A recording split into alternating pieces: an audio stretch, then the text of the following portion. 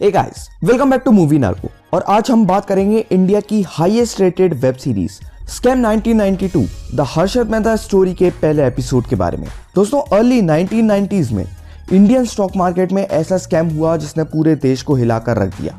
इस स्कैम का मास्टरमाइंड था हर्षद मेहता।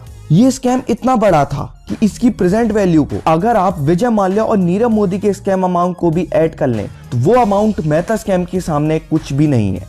इस सीरीज की IMDb रेटिंग है 9.6, जो अभी तक के किसी भी इंडियन वेब सीरीज में हाईएस्ट रेटेड है और ये web series Sony LIV app पर अवेलेबल है। दोस्तों, सीरीज की शुरुआत में हम शरद बेल्लारी नाम के एक SBI एम्प्लॉय को देखते हैं। शरद टाइम्स ऑफ इंडिया के हेड ऑफिस में जाता है और अर्जेंटली किसी एडिटर से मिलना चाहता है। शरद के पास एक ग्राउंड ब्रेकिंग न्यूज है तो उसे वहां के बिजनेस एडिटर के पास भेजा जाता है। शरद एडिटर को बताता है कि SBI में सब कुछ गलत हो रहा है।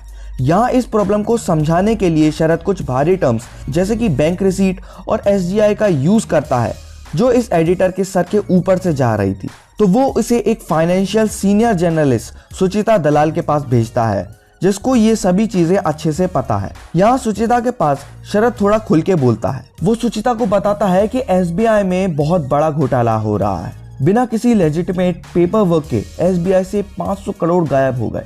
सोचिए, आज के जमाने में हम किसी को बिना लिखा पढ़ी के 10,000 रुपए भी नहीं देते, वहीं SBI जैसे इंस्टीट्यूट ने बिना किसी रिटर्न रिकॉर्ड के 500 करोड़ दे दिए। सुचिता पहले तो इस बात पर बिलीव नहीं करती, लेकिन जैसे ही शरद उसे बताता है कि इस स्कैम में हर्षद मेहता का हाथ है तो उसे थोड़ा भरोसा होने लगता है, क्योंकि हर्षद मेहता उस टाइम पर स्टॉक मार्केट का एक बहुत ही बड़ा नाम था। और ये सुनकर सुचिता SBI में आगे इन्वेस्टिगेट करने चाहती है। दोस्तों, यहाँ से हमें हर्षद के बारे में बताया जाता है। वो उस समय इंडिया का सबसे बड़ा एडवांस टैक्स पेयर था। वो एक लोअर मिडिल क्लास से बिलोंग करता था, लेकिन 30 की उम्र तक आते आते उसकी नेटवर्थ 4,000 करोड़ हो गई थी, यानी आज के टाइम में 20,000 करोड़ से भी ज्यादा। हर्षद को क्रिकेट में बॉलिंग का बहुत ज्यादा शौक था और वो एक क्रिकेटर बनना चाहता था, बट अपने पिता के फेल्ड टेक्सटाइल बिजनेस की वजह से उसके कंधों पर बहुत ज्यादा जिम्मेदारियां आ गई थी। उसने प्लास्टिक से लेके हीरे तक हर चीज का बिजनेस किया। इन सभी से उसका काम तो चल जाता था, लेकिन हर्षद के सपने बहुत बड़े थे। वो एक चौल के एक छोटे से घर में अपनी पत्नी, भाई और माँ बाप के साथ रहता था। शाम को ये अपने भाई के साथ स्टॉक मार्केट के बारे में डिस्कस करता है।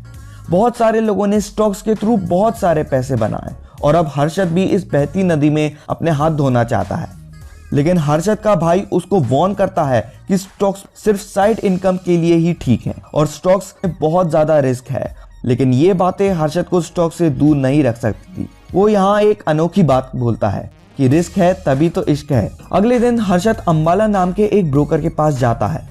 यहाँ हर्षद एक जॉबर की नौकरी चाहता है, यानी वो अपने बॉस के अकाउंट के स्टॉक्स को महंगी प्राइस में बेचकर प्रॉफिट कमाने की कोशिश करेगा। अंबाला हर्षद को बोलता है कि ये काम उसके लिए नहीं है, बट वो कहाँ मानने वाला था। तो हर्षद उससे एक चांस मांगता है। अंबाला उसका एक छोटा सा टेस्ट लेता है और उसे बहुत सारी अलग अलग गुजराती डिश जल्दी जल्दी बताकर ऑर्डर करने को बोलता है। हर्षद ये सभी आइटम्स ऑर्डर वाइज बताकर इस टेस्ट को पास कर लेता है और अंबाला के यहाँ जॉबर बन जाता है। अगले दिन अंबाला का एक पुराना जॉबर भूषण उसे काम के बारे में बताता है। ये लोग एक आदमी को कार से उतरते हुए देखते हैं और इस आदमी के सभी लोग पांव पड़ रहे थे। भूषण हर्षद को बताता है कि वो मुंद्रा है। मुंद्रा को BSE यानी बॉम्बे स्टॉक एक्सचेंज का ब्लैक कोबरा कहा जाता है और वो एक मंदोड़िया है, यानी वो मार्केट के भाव को हमेशा नीचे रखता है और उसी में उसका प्रॉफिट है। तभी वहां एक आदमी आता है जिसका नाम प्रणव है। भूषण प्रणव से हर्षद के लिए एक टिप मांगता है क्योंकि आज उसका नया एडमिशन हुआ है, लेकिन यहाँ प्रणव बोलता है कि फ्री में तो वो अपने बाप को भी टिप नहीं देता और ये कहकर वो वहां से चला जाता है। भूषण बताता है कि प्रणव एक तेजड़िया है, यानी वो मार्केट के भाव को ऊपर रखने की कोशिश करता है और उसी में उसका प्रॉफिट होता है। हर्षद बताता है कि मंदोड़ियों को बेयर और तेजड़ियों को बुल कहा जाता है, क्योंकि बेयर हमेशा नीचे की तरफ मारता है और बुल हमेशा अपने सींग से ऊपर की तरफ मारता है। लेकिन भूषण हर्षद को ये ज्ञान जानने से मना करता है और कहता है कि ये न्यूयॉर्क का वॉल स्ट्रीट नहीं बल्कि बॉम्बे का दलाल स्ट्रीट है। मार्केट बस 2 घंटे खुला रहेगा और इस टाइम में इनको अपने ट्रेडर के अकाउंट में से ज्यादा शेयर्स बेचकर प्रॉफिट कमाने की कोशिश करना है। भूषण उसे बताता है कि जहां सबसे ज्यादा भीड़ रहेगी वहीं इन लोगों को भी रहना है, क्योंकि जहां कम भीड़ रहती है वहां पेनी स्टॉक्स बिकते हैं जो कोड़ियों के भाव बिकते हैं। लेकिन ये लोग सिर्फ और सिर्फ बड़े स्टॉक्स में ही डील करते हैं। भूषण हर्षद को रिंग के बारे में बताता है, जहां जॉबर्स ब्लू कोट पहन के अपने डीलर्स के स्टॉक्स को एक्सचेंज करने की कोशिश करते हैं। इसे रिंग इसलिए कहा जाता है क्योंकि यहाँ जॉबर्स चिल्लाते हैं और यहाँ तक कि एक दूसरे से मारपीट भी करने लगते हैं। अब घंटा बजता है और स्टॉक एक्सचेंज चालू हो जाता है। रिंग में हर तरफ अफरा तफरी मच रही, लोग चिल्ला रहे थे और एक दूसरे की कॉलर पकड़ रहे थे अपने स्टॉक्स को खरीदने और बेचने के लिए। इतने ज्यादा क्यूस में लोगों की एनर्जी को देखकर हर्षद को ये रियलाइज होता है कि स्टॉक ही वही फील्ड है जो उसके अरमानों को अब पूरा करेगी। पहले तो वो शांत रहकर लोगों को देखता है, लेकिन बाद में वो भी सिचुएशन को समझ के चिल्लाने लगता है और अब वो भी काम पर लग जाता है। 2 घंटे बाद अंबाला उसे बताता है कि पहले ही दिन उसने 2000 रुपए का नुकसान कर दिया। हर्षद कहता है कि वो वहां के शोरगुल में हिसाब करना भूल गया था और उससे मिस्टेक हो गई। उसे इस बात के लिए डांट पड़ती है, लेकिन अंबाला जैसे तैसे उसे ये पोजीशन दे देता है। चाय की टपरी पर भूषण हर्षद को बताता है कि नुकसान वगैरह तो ठीक है, लेकिन हर्षद ने कमाल कर दिया। पहले ही दिन उसने 25,000 का माल बेचा और वो कोई आम बात नहीं है। अब क्या करें, हर्षद एक गुजराती है और सेल्समैनशिप तो उसकी रगों में दौड़ती है और अंबाला ने उसे एज अ जॉबर रख के उस पर कोई एहसान नहीं किया है। वो इतना बढ़िया सेल्समैन है और इसीलिए अंबाला ने उसको एज अ जॉबर अपने पास रखा है। इसके 1 साल में हर्षद BSE का टॉप जॉबर बन जाता है। एक बार वो नोटिस करता है कि प्रीमियम ऑटो के स्टॉक्स घपाघप बिक रहे हैं। शाम को वो देखता है कि इस कंपनी ने अपनी गाड़ियों की कीमत बढ़ा दी है और इसलिए स्टॉक्स की प्राइस बढ़ गई। जब कीमत आज बढ़ी है तो पिछले 7 दिनों से घपाघप स्टॉक्स क्यों बिक रहे हैं? इसका मतलब लोगों को डेफिनेटली कुछ इनसाइड सोर्सेज से इसके बारे में पहले ही पता चल गया था। भूषण हर्षद को बताता है कि इस चीज को इनसाइडर ट्रेडिंग कहते हैं और ये बड़े लोगों का गेम है जिनके गुप्तचर कंपनी में फैले हुए रहते हैं। लेकिन हर्षद मानता नहीं है और भूषण को बोलता है, हमें भी अपना नेटवर्क कंपनीज के अंदर बढ़ाना चाहिए। इसके लिए हम लोग कुछ छोटे लोगों को टारगेट करेंगे जो कंपनी के बारे में बहुत कुछ जानते हो। हर्षद यहाँ डॉक्टर साटम के पास जाता है जो सभी लेबर यूनियन का लीडर है। यहाँ वो उसे एक्सप्लेन करता है कि वर्कर और कंपनी के शेयर प्राइसेस का बहुत ही क्लोज कनेक्शन होता है। कंपनी के मालिकों को सिर्फ शेयर प्राइसेस की चिंता है और उनको एम्प्लॉयज से घंटा फर्क नहीं पड़ता। तो अगर डॉक्टर साटम फैक्ट्री में हो रहे मेजर एक्टिविटी का अपडेट हर्षद को देते रहे तो वो प्रेडिक्ट कर देगा कि शेयर प्राइसेस बढ़ेंगे या घटेंगे और इस तरह वो बहुत सारा प्रॉफिट कमाएगा और अपने प्रॉफिट का एक हिस्सा वो यूनियन के साथ भी शेयर करेगा। साटम पहले तो इस बात से मना कर देता है, बट हर्षद उसे इवेंचुअली इस बात के लिए कन्विंस कर लेता है। अब हर्षद उन कंपनी के स्टॉक्स को तुरंत खरीद लेता है जिनके बारे में उसे गुड न्यूज मिलती है और उन्हें तुरंत बेच देता है जिनकी वैल्यू बैड न्यूज के कारण गिरने वाली थी। चाहे मार्केट की कंडीशन कुछ भी हो, हर्षद प्रॉफिट जरूर कमाता था, लेकिन हर्षद का प्रॉफिट मेनली बुल मार्केट यानी जब मार्केट तेजी में रहता था तब होता था।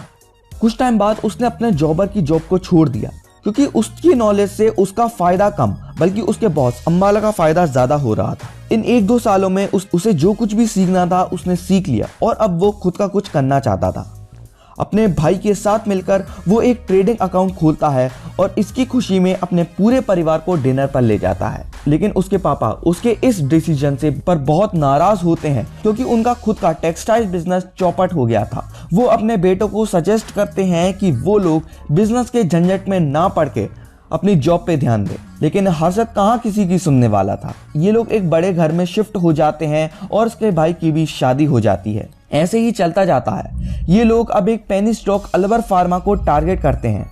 अभी तक हर्षद इधर उधर की इंफॉर्मेशन गैदर करता था, लेकिन अब वो खुद की एक गलत इंफॉर्मेशन मार्केट में फैलाने का प्लान करता है। ये लोग प्रणव नाम के बुल से अलवर फार्मा का र्यूमर फैलाने को बोलते हैं। प्रणव पहले तो पेनी स्टॉक में हाथ डालने से सख्त मना कर देता है, लेकिन हर्षद उसे कन्विंस कर लेता है कि छोटे मोटे स्टॉक्स में उंगली करने से किसी को कुछ पता नहीं चलेगा और ना ही किसी को शक होगा, क्योंकि इनसाइडर ट्रेडिंग एक लीगल क्राइम है। ये लोग अलवर फार्मा की गुड न्यूज किसी जॉबर के कान में भर देते हैं और ये बात रिंग खुलने से पहले ही आग की तरह सभी जॉबर्स में फैल जाती है।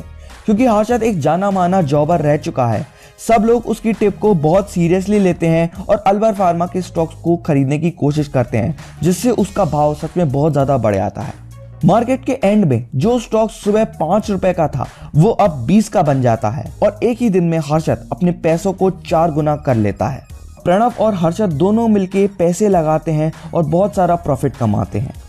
लेकिन 1982 में एक दिन जब हर्षद अपनी नई कार से BSE आता है तब एक न्यूज से उसके पैरों तले जमीन खिसक जाती है। स्टॉक मार्केट क्रैश हो गया।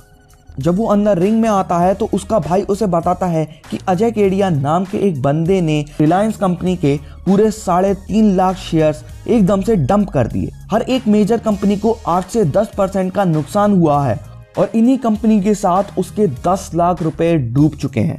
और इसी के साथ हर्षद और उसके भाई के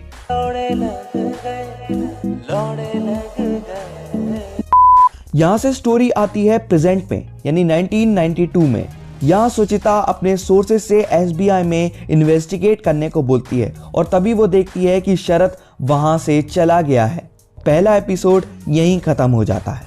इस वेब सीरीज का अगला एपिसोड मैं कल अपलोड करूंगा, तो उस चीज की नोटिफिकेशन पाने के लिए चैनल को सब्सक्राइब करके बेल आइकन जरूर दबा देना। अगर आपको ये वीडियो पसंद आई हो तो इस वीडियो को लाइक करें, शेयर करें और मूवी नार्को को सब्सक्राइब करें। Thank you.